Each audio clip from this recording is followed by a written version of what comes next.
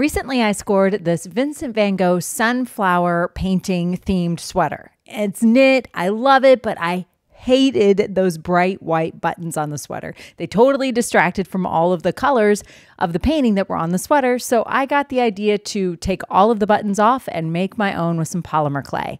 So to do that, the first thing I did was I was trying to figure out the sizing and the thickness of each button. It was going to be 5 buttons. They didn't all have to be exactly the same, but they definitely had to be the same size so they could fit in the buttonhole opening. So what I did was I made one, and that one was perfect, and I didn't want to roll it back up and start all over again. So then I made a second one, and that one kind of became my template for the other. I was going to make each button like one at a time, and of course that would have taken forever. So I had the idea to just do it factory style. So once I figured out the size of the sphere of clay it took to make the correct size button, then I made 3 of those little spheres of clay, smashed them all, and then had the right size for all 5 buttons. I really liked the way that the clay looked when I started swirling some of the clay colors a little bit. I thought that that looked a lot more Vincent van Gogh-esque, shall we say. And then I made a bunch of different colors for the sunflowers. I used some yellow. I blended it with a little bit of that gold to kind of get a muted yellow. I used some of the gold, and then I also blended some of the yellow with the orange. Like I said, going for kind of a variety of colors. This clay is polymer clay that I'm using. So that means when I'm finished, or when I was finished, I baked it in the oven. This was a craft store house brand of polymer clay. So I wasn't using any name brand. I noticed that it was like half the price. Thought I would give it a shot, and I really thought that it was great. It did just fine. So to make all the leaves for the background of the sunflower, I just rolled the teeny tiniest little coils you ever did see, kind of creating a little point at the very end, like you see right there, smashed it and then kind of rolled it off and picked it with my finger. I wanted to make sure that the buttons didn't get too thick. So I was making very small pieces.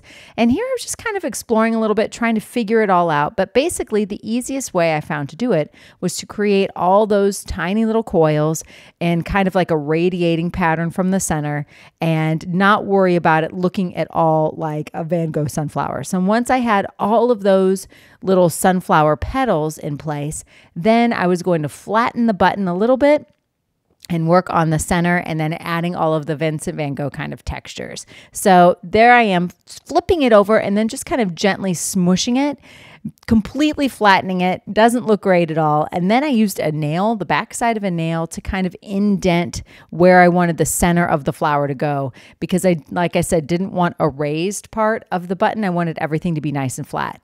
Once that was finished, I took a pin, like a sewing pin, and I used that to create all of the textures. I was also able to kind of manipulate and maneuver some of the little ends of the flower petals around to kind of make them look like they were more pointed or maybe blowing in the wind.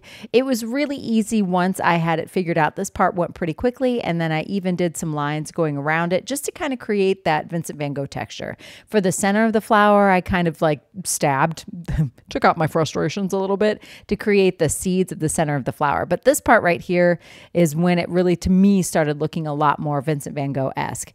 I was struggling a bit because I was thinking that I had to do each one at a time, and as I went, make each petal look really nice and perfect. No.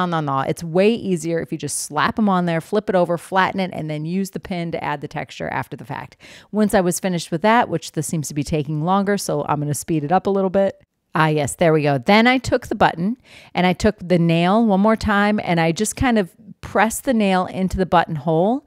And then I had to check the back side because it's a lot tinier on the back, and then just kind of fed that nail right through there. Then I went about baking the beads. I followed the package directions, but not to a T, because I wanted to make sure these didn't get burnt. I've burnt plenty of polymer before. So what I did was I just baked it not quite at 275, but at 250 for maybe 10 minutes instead of 15, and even made some earrings to match. And I love the way it looks now on my sweater.